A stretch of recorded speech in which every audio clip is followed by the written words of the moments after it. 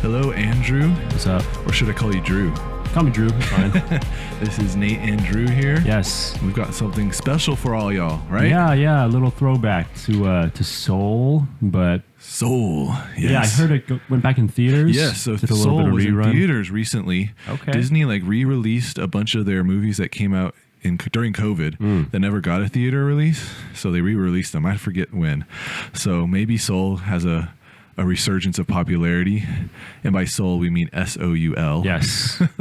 The Pixar movie. Pixar movie. Soul. Yes. 2019? I think it was 2020. 2020. Yeah. Like right during COVID or something. That's right.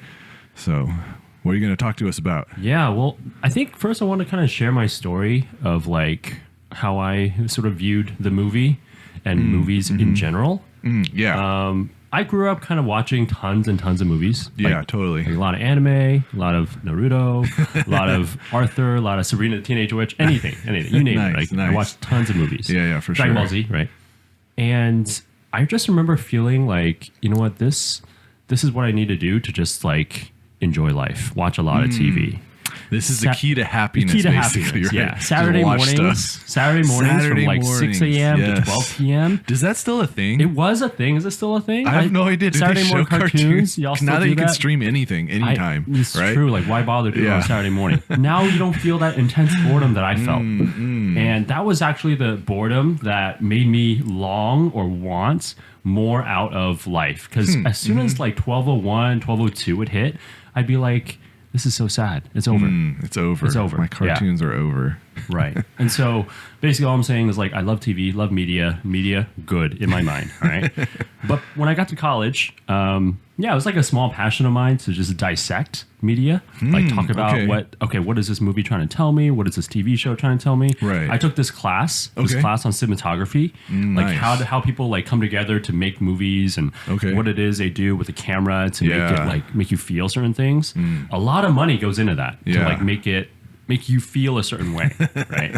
Because that's what you'll do. You'll watch the movie, you'll buy the products that they make afterwards. You mean so it's not just like random? They're not just like doing random stuff? No, it's all intentional? They're trying to get you. They're trying to get your attention. And, wow, yeah. And then the thing is, like for me, when I became Christian in college, I had to kind of wrestle with the media that I watched because some of it was pretty toxic. Like it was also very time consuming. And as a Christian, I had to decide like, okay, it's not really my time, it's God's time. So how am I going to spend that time? How am I going to spend, like God's mind? Because it's not my mind, right?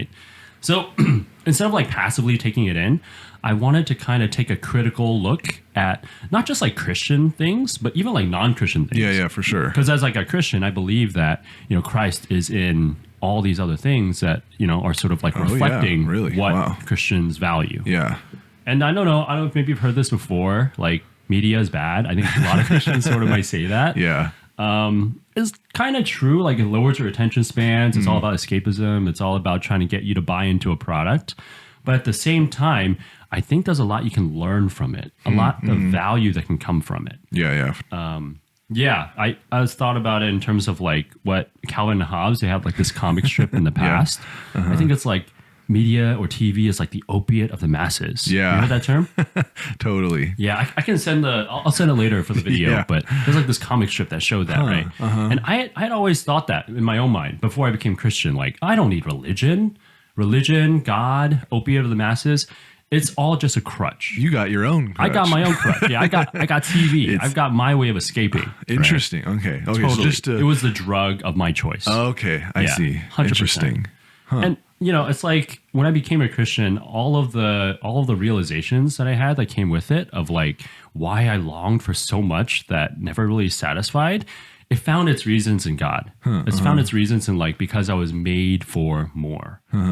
So it's not just about escaping into some alternate reality. It's like making sense of this reality. Oh, okay. Yeah. So maybe what I should do next is sort of just maybe just jump into a little bit of like how every story is kind of similar to other stories. Okay. Like interesting. A lot of stories say the same thing, right? There's like a hero, there's like a villain, there's like a message. And I think once you start seeing that, you start to see it everywhere. Yeah, like there's intentional structure actually to the way stories are written, 100%. At least in most Western culture. Most Western culture, There's a lot of structure there. Yeah. And it's not just random stuff happening that makes you think that's cool. Right. Or that makes you feel stuff either. Like it's not random. No. People are trying to get you to feel stuff. Like if you don't remember anything else, just remember that. Yeah. Right? Like now that you sort of like start thinking about it, you start seeing it everywhere. Yeah. And I think that's the goal. Like otherwise you're being passively like not necessarily attacked, but you're being like bombarded with media in order to get them to get you to buy stuff or get them to make you feel a certain way. Without you knowing, you're being influenced, actually. Yeah. You're actually being influenced by what you watch. That's right. And it's not to say like sinisterly influenced. Right, yeah. We're just saying you are being influenced because people are good at telling stories, and they're not like out to get people. Like, these people, we're going to make them feel this way. No, they just want to tell a good story, and the way you do that is by influencing people. Exactly, because that's what makes a successful movie. Yeah, a successful TV show. Yeah. And so I think as a Christian, you're like, you can't shut off your mind to that. You have to have your mind, just like the verse, you shall love the Lord your God with all your heart, all your soul, all your mind, with all your strength. God gave us our minds. Okay, yeah. So I think for me, I had to realize like, okay, yeah, I should really think about what I'm thinking about and not just passively take stuff in, right? Because if you think about it, like, TV shows, the things that we like about it, maybe there's something to that God made us for. Something to that. Because everything that God has made, he wants us to appreciate it and understand it. Everything in God's like creation, there's some value there. Okay. Right? So C.S. Lewis, my favorite author, for those who don't know, he has like a whole bunch of different quotes on like, how to view God. One thing is him saying like, God is like a hedonist at heart. Whoa. Yeah. Isn't hedonist a bad word? He's, a lot of pleasure, right? Like, okay. Don't get God wrong, right? All the Okay. fasts, all the vigils, all the stakes and crosses, it's a facade. It's all interesting. fake because God, all of that, it's only like foam on the seashore. Out at sea, out in his sea, there is pleasure and pleasure, more pleasure. He makes no secret of it. At his right hand are pleasures forevermore. Whoa, that's like so not what people think about God, right? They think he's about being as unpleasurable as possible. And then because you don't like it, that must make it good or something like that. No, it's just we have to sort through what's good. I think what might have happened is maybe because we've just passively kind of taken in some stuff. Right. Not like you were saying, right? Not because they're trying to like get us to like, be evil. They're just trying to make a successful movie. We got to find out why that movie is successful to us. Okay, yeah. What makes our heart resonate with that story? Yeah, what makes us like pay attention and feel like, wow, I really loved watching that. Why do we praise it? Why do we praise it? Or as like Bible says, like, finally, brothers, whatever is true, whatever is honorable, whatever is just, whatever is pure, whatever is lovely, whatever is commendable. If there is any excellence, if anything worthy of praise, think about these things. Okay, cool. So that's kind of the framework that I want to work with as we think about different stories. And today, I wanted to bring up Soul, like we were talking about earlier. Soul is a movie. If you don't know, it's a Pixar movie about this this soul, this entity, this person who is trying to find their purpose, essentially. Okay. Yeah, and I think we can play a little bit of clip at some point during the video. Yeah. They have this idea of this concept called the zone. And the zone is like the place where the souls were before they were born into a person. Okay, so we have just to be, the movie, right? I have, but just to be clear, right? There's souls are separate from like people in this movie. Yeah, and so you have souls existing, but then they like get assigned to a person. Right. Assigned to a person, and then the person's like soul matches like that person. Theoretically, it's like their job or like the passion that they play music with. It's all that kind of thing. Okay, cool. Yeah. And so in that movie, there's like this idea of the zone, which I actually found pretty compelling. Like, it fits really well with what C.S. Lewis sort of describes as like heaven. Interesting. Okay. And about this feeling of longing.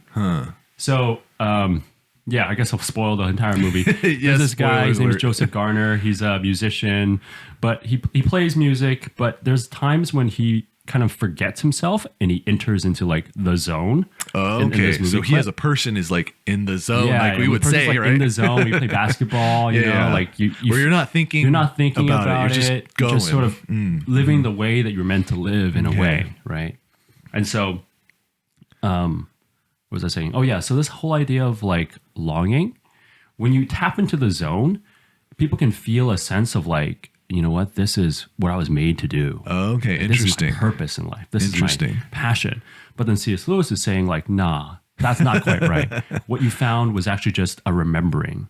A remembering of a past that you lost. You know, it's not like that thing itself, whether it's like basketball or music or whatever it is. In Soul, it's like music because he's a musician, right? Yeah. But he also has like a funny clip of like some people playing basketball and how they're like in the zone. And so C.S. Lewis would say like these things, the beauty, the memory of our own past, are good images of what we really desire. But if they're mistaken for the things itself, they turn into dumb idols, breaking the hearts of their worshippers. For they are not the thing itself, they are only the scent of a flower we have not found, the echo of a tune we have not heard, news from a country we have never yet visited. Dang, man. Yeah. So we'll play the clip. I made a little like sea shanty back when sea shanties were popular over COVID. That was a long time ago. But it was like a quick video to show like clips of the movie with those actually the words I just said, because I kind of like made lyrics to it. And I also sang it. I'm sorry you had to hear that. But the zone's a place where time seems to stop, you're lost in thought and you get into the flow. It's also the place of euphoria that lasts 15 seconds or so. If I find in me a desire which nothing in the world can satisfy, it's probably because I was made for another world. But there must come a 16th then where Joe would ask, why won't it last? I had all of my dreams come true, so why do I still feel low? If I find in me a desire which nothing in the world can satisfy, it's probably because I was made for another world. For they are not the thing itself, only the scent of a flower not found, only the echo of a tune not heard when we tap into the zone. If I find in me a desire which nothing in the world can satisfy, it's probably because I was made for another world. That was what I wanted to try and do, to point out like, hey, here's some C.S. Lewis, here's a Pixar movie, and here's how the two fit together. Like, interesting. Pixar movie was trying to talk about the zone, which really just described like heaven. Okay. And I personally think it shows how, you know, we long for a lot of things in our lives. We long for purpose. We long for meaning. We long to make sense of like the things we do.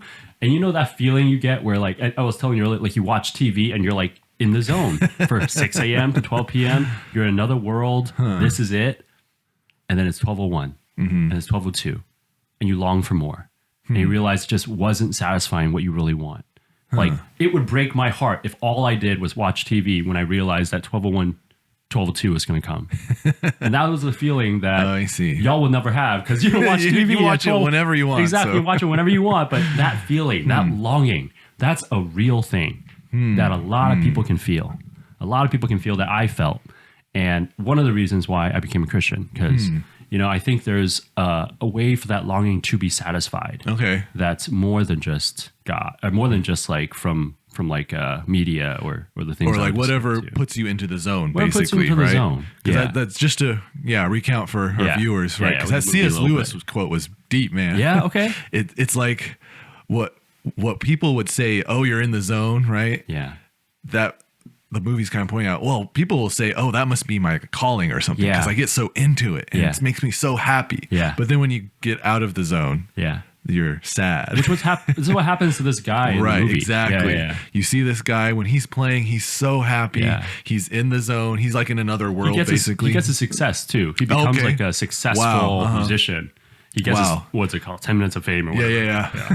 Unfortunately, that often doesn't happen in life. When you're having fun, you don't become successful. It's a movie, so yeah. But that's so interesting, right? Because our default thought, I think, is totally whatever makes me feel good. That's right. That must be my purpose in life. Like that's what I totally thought growing up, right? Yeah. I was looking for what do I enjoy and makes me like, what is fun and what makes me happy? That must be like what I need to do with my life. Yeah. And I guess I was so practical that I also thought, well, it also needs to be something that can make decent more money. Yeah. So I would compromise a bit on what really made me happy to something that's okay. And for me, that was programming was enjoyable and also practical. Right down the middle there. yeah. But the ideal would have been, it's so funny, you know, growing up, for me, what made me really, I guess, in the zone was playing video games and stuff. Yeah. And alas, nowadays you could do that for a living. But back in my day, you could not do that for a living. Yeah. Go ahead. And so that's just why I was like, okay, well, I got to find something that makes some money too. So I'll find a compromise there. Yeah. But if I grew up in today's society where you can totally pretty much just do anything, and as long as you put it online and are good at marketing and know how to play the system, you can make a living doing that. Yeah. It would, my approach to life would totally be, well, I love this thing. It's so fun. It makes me so happy. Yeah. I love doing it at a serious level. Yeah. This is my calling in life. Yeah. And so what C.S. Lewis is saying now, finally get back to C.S. Lewis, is that's just a glimmer of, it's just a glint of what we were really made for. Yeah. That for me, playing video games and stuff, that was not actually my purpose and calling in life. No, exactly. But it pointed to, guess what? There is something for you, though. Yeah. Yeah, exactly. There's like an echo, right? Yeah. And then if you think about kind of like you were saying, video games, people watch like YouTubers, they play video games on stream. Mm-hmm. They look like they're having tons of fun. But then you watch like them quit and them talking about why they quit. And then talking about like, you know what, I felt burnt out. I felt like, it's still a job. I didn't feel like it was me. I didn't feel like I felt like I was always on. Like I had to like perform. So there's like something missing. Yeah, and I think this recent trend of people quitting, quitting YouTube or whatever, they're quitting all sorts of different things, really illuminates. It's like finally showing the world, hey, guess what, guys? Just because you had some fun doing it doesn't mean that is your purpose and calling in life to do this 24/7 because you have some fun doing it. That's right. That fun and feelings aren't what actually fulfill us. Yeah. And C.S. Lewis, of course, has an opinion about what will fulfill us. That's we didn't really talk about that too much. We could end with that. What is, because of course, Soul doesn't explicitly say, well, what will actually fulfill this guy. Right. But you want to go to the next step, right? So what is that, Andrew? Yeah. So the next step is, C.S. Lewis, he's also somebody who became Christian later in life. Mm-hmm. He has this quote, which I think is like one of my favorite quotes. Mm-hmm. He says this, like I was saying, we had this longing, right? Longing for more from what this world has to offer. If I find in myself a desire which nothing in this world can satisfy, the most probable explanation is that I was made for another world. And that all these earthly pleasures were never meant to satisfy it, only to suggest the real thing. And that's actually what Soul is kind of tapping into. Yeah. Like when it goes into those clips of The Zone, right? That's what's happening, where musical genius or the kind of feelings that Joseph Garner feels, he's tapping into himself in the zone. And so it's like the zone isn't just him playing music and having fun, but what would actually fulfill him is that other world. Back there. That other world, which, of course, Pixar is very limited in its artistic ability. You'll see what happens. Like in the clip, he becomes like a person and then he becomes like a soul. He becomes blue and he's like in the zone. And that's his way of like, or I guess I think it was like Pete Docter. I think that's the guy who made it. Yes. Yeah. It's the artistic rendition of showing what it's like to be in another world. And in this case, as C.S. Lewis would describe, a world we were made for in the beginning. Right. So to go back and remember. Yeah. And like, just to clarify, whatever like Soul visually demonstrates is not what Christianity believes. True. In fact, it's very different, actually. Yeah. We can get into a whole argument about what it actually will be like. But he's, Pete Docter's tapping into the popular conception of souls being kind of floaty and misty. Right. And well, this is maybe one way to illustrate what would actually fulfill him. Yeah. Yeah. Dude, that's pretty awesome. Yeah. Yeah. We are made for something else. I mean, you can question that all you want, but I don't think you can really question the fact that none of us can really find what fulfills us here in this life. I wish I could. Yeah. Like, unfortunately, it's very easy to be cynical of normal people like us. Like, well, you haven't, found everything in life. That's fair. Yeah. We have all of history to go back through, and like all the most successful people, all the wealthiest people, all the people who, have been able to try and access anything they want. Yeah. I think the common theme is that they're still trying to get into the zone. That's a good segue to some conversation I had about money when I was younger. Mm-hmm. Like, how much money do you need to be happy? But we'll save that for another episode. Yes, next time. Yeah. All right, guys. I hope that was thought-provoking. Thank you for Dive listening. into this movie. Thank you for being willing to listen to me. Yes. No, that was enjoyable, Andrew. Yeah. You enlightened me a bit. I'm going to go watch Soul again because I don't remember much of it. No, I think I will too. But yeah, that little clip, I think if you can think about C.S. Lewis as you're watching it, I think you'll see what I see. So. All right, guys. Later, y'all. Until next time, we'll see you then. Take care. All right, bye. Bye.